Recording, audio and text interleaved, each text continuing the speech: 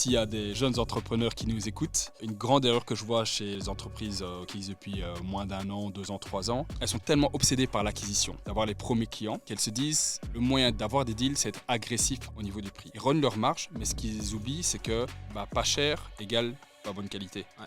Et donc, il y a plein d'entreprises plus matures qui ont l'habitude d'avoir pas mal de pitch, qui vont systématiquement éliminer le moins cher. Et là, je vois plein de jeunes entrepreneurs qui rentrent dans des cercles vicieux en se disant, en fait, je vends pas. Et leur hypothèse, c'est que je suis encore trop cher. Et du coup, baisse encore le prix. Et rentrent dans cette spirale de, c'est que je suis encore trop cher. Non, non, non, non, non. Bizarrement, c'est très bizarre, n'était pas assez cher.